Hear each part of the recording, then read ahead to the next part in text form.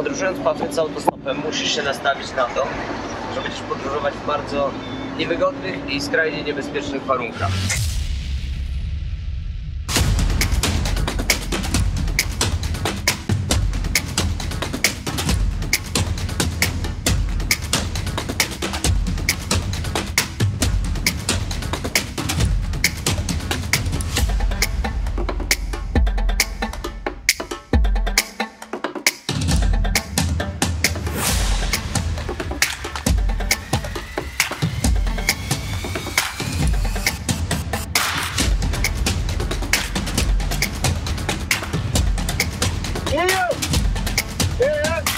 A on tutaj woła jakiegoś swojego ziomara. O kurde, aż mi bębenki w uchu pękły. Wczoraj też mi jeden tak gwizdnął, jak zapytałem o internet. No mają te swoje sposoby komunikacji. I się chłop zatrzymał, żeby pochwalić się koledze, że wiezie dwóch białych, zobacz. No i teraz opowiada całą historię, a my tu na tym upale siedzimy. Cała akcja musi być opowiedziana od A do Z. Oni tu mają czas, nie śpieszą się. A my zresztą też, bo już wiem, że dzisiaj nie dojedziemy na bank w to miejsce, ponieważ przed nami jeszcze, nie wiem, 85% trasy, a już jest południe. Wcale to nie jest tak, że przez jakiś kraj przejedziesz stopem w 3 dni. To jest... O, całą historię opowiada, już niektóre słowa wyłapujemy. Mówi, że włóczymy się przez całą Afrykę. No i co? No i okazuje się, że w tym kraju jednak powinniśmy spędzić więcej czasu. I tak też będzie. Please don't swallow, eh? To jest bardzo smaczne. To są takie, nie wiem jak to nazwać. Smakuje jak daktyle. If you swallow, you'll be operated. W środku jest taka twarda pestka, którą trzeba wypluwać. Ale to jest mega słodkie. Bardzo dobre. Ale to chyba zbierają i suszą. No i my to jemy. On powiedział, że to są afrykańskie słodycze. Siedzimy, zajadamy te pestki. Bardzo to jest dobre. A w ogóle to tutaj mijamy drogi, znaczy rzeki, które są suche, mosty nad rzekami, tam jest po prostu piach na dole, a jest środek pory deszczowej. Wyobraź sobie, co tutaj się dzieje, jak jest pora sucha. To jest bardzo smaczne, tylko że 90% tego owocu stanowi pestka, no i trzeba ją po prostu wypluwać, nie? Ręce mamy brudne, ale jemy, bo to jest słodkie. A tu w ogóle brakuje owoców, tu nie ma bananów, nie ma arbuzów, nie ma mango, nie ma awokado. To są rzeczy, które po prostu aż się prosi, żeby teraz jeść. No za bardzo nie mamy co jeść. Jesteśmy tutaj z naszym kierowcą, zaprosiliśmy go na jedzenie. Ryż, który mi służy, ugali mi nie służy, muchy też mi nie służą. Tu jest jakiś sos z sałatką, jakiś majonez czy coś. No i tutaj jest wołowinka. A, on wziął ugali, a my ryż. Ryż jest zdecydowanie dla nas lepszy. I ugali się je rękami, a ryż się je łyżką. Pojedliśmy, popiliśmy. No to teraz kładę się spać, bo droga długa przed nami i wyboista. No jedzenie było jakie było, ale przynajmniej był ryż, a nie to ugali. No i było tak średnio higienicznie. To jest śmieszne, ale wróciliśmy znowu do podstaw, czyli do jedzenia w takich barach podrzędnych, gdzie po prostu myje się naczynia w misce. To jest ten kierowca i samochód, którym jedziemy.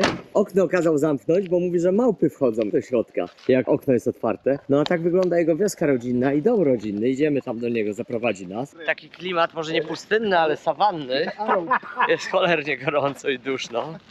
No ten kierowca jest tak dziwny, ale tak jakiś taki przesympatyczny, ma w sobie taki jakiś swój urok, że my z nim podróżujemy. Zobacz, jakie piękne kamienie, w ogóle w jakim pięknym miejscu oni tutaj mieszkają. No dobra, dachy kryte strzechą. No i taka ziemia, zupełnie inny kolor, porównując do tego, do czego przywykliśmy. Do tej pory była czerwona. Zaprasza nas do swojego życia i do swojego domu. Hello, how are you? My name is Marcin, nice to meet you. I'm Mrs. Benda. Nice to meet you. You have very good son, you should be proud, really. Very good person. Siadamy i teraz cała etykieta. Będziemy musieli chwilę posiedzieć, pogadać. No a później ruszamy dalej w drogę. Pani chyba wnuka nosi, no bo to jest jego mama. Meet my mother. Yeah, it's a honor for us. Always Really. you going here and you standing. pleasure.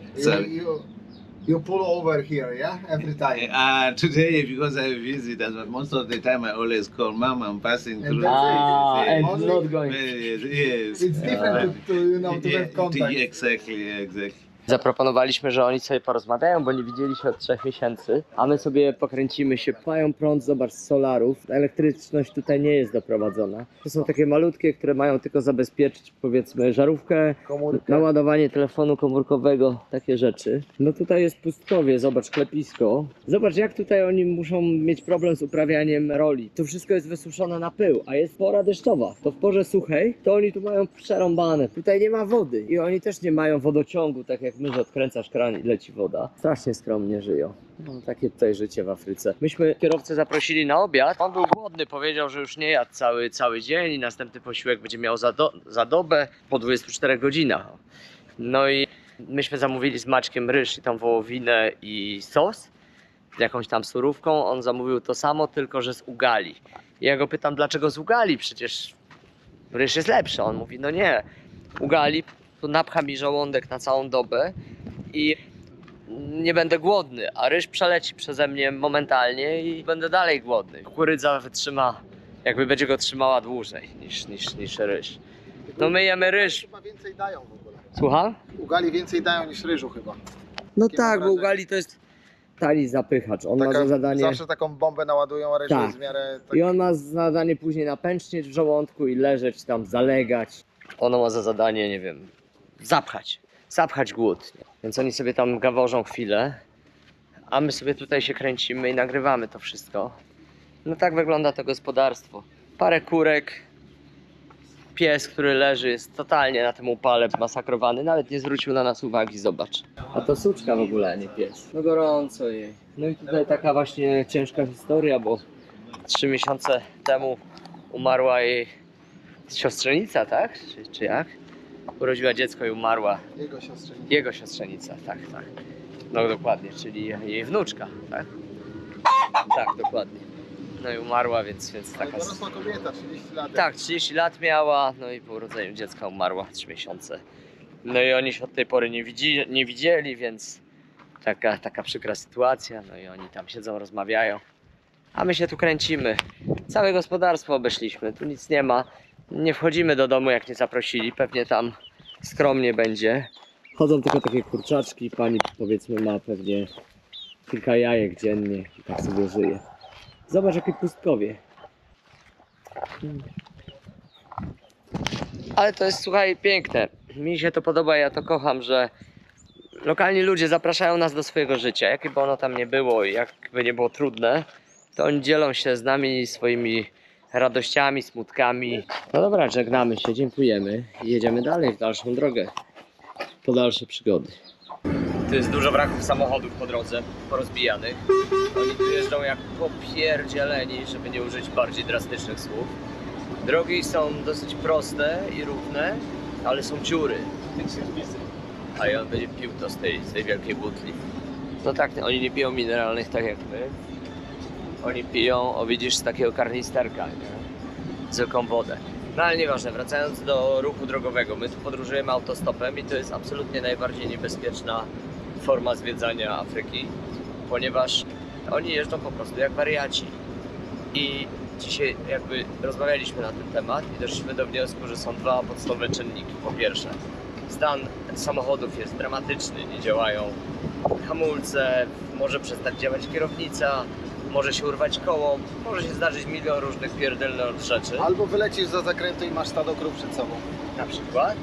A druga rzecz właśnie to też to, że oni po prostu jeżdżą jak wariaci, nie przestrzegają przepisów. Tak to wygląda, więc podróżując po Afryce autostopem musisz się nastawić na to, że będziesz podróżować w bardzo niewygodnych i skrajnie niebezpiecznych warunkach. Ale samo podróżowanie, kierowcy, ludzie, zachowanie i tak dalej są naprawdę w porządku, także tutaj jest super, nie można nic zarzucić. Jedyne co to stan samochodów, no i sposób prowadzenia pojazdu. Ten gość, z którym teraz jedziemy, jest jakiś taki mega spokojny, mega powolny i czujemy się super bezpiecznie. Then I feel like going to the toilet just to relieve myself. I just hear the sound of a lion. From there, I started the truck. To ma być śmieszne? No chyba tak. To nie dla mnie.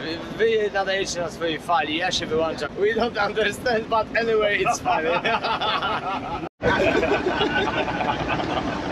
Śmiejemy się wszyscy z siebie, bo on cały czas nam opowiada jakieś historie, których my w ogóle nie rozumiemy, ale mamy to gdzieś, nie? Bo jest wesoło z tym gościem. Zarobisty.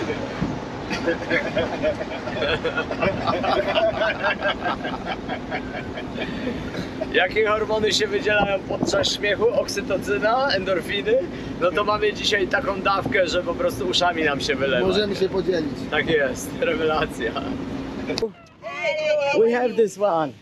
We are looking for bananas. Bananas, no bananas. Yeah, No we'll go bananas. together with food. Oh, this one we have a lot. Thank you.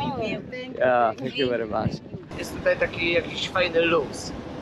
Ceny są strasznie drogie i to nie jest tani kraj do podróżowania, już na pewno nie do życia. Ale no, po to tu jesteśmy, żeby właśnie to zeksplorować, zobaczyć, dowiedzieć się i rozkminić, co w trawie piszczy. I wtedy będziemy mogli powiedzieć coś więcej na temat tego kraju. Yeah, from Poland. Poland! That's far. Poland! Far away! Far away, near brother. Russia. Yeah. She's running to us. Yeah. Yeah. Hello. Hi, how are you? Is I'm fine. My name is okay. Marcin. Nice to I'm meet Colin. you. Colin. Yes. Say hello to people in Poland. Hello, people in Poland. We are here in Zimbabwe. Yo, Welcome Zimbabwe. we are very fine, though things are not okay here, but Karibu Zimbabwe? No. big force. Big Falls. Yes. Big Falls Zimbabwe. Yes. Okay. Ja tutaj sobie śpię, a chłopaki opowiadają sobie historię i on mówi, że w Zimbabwe jest bardzo, bardzo drogo, że za $10 stare używane spodnie z lumpeksu można kupić i to trzeba długo szukać się targować. A jeżeli chodzi o Mozambik, który jest sąsiadem, a on jedzie aż do granicy z Mozambikiem, za $10 kupisz buty, spodnie, zegarek, czapkę, koszulę, wszystko. Mówi, że jest 10 razy drożej w Zimbabwe niż w Mozambiku. Życie tu jest strasznie drogie. I oczywiście na granicy wszystko jest konfiskowane, bardzo poważne kontrole i cło. Cło na wszystko.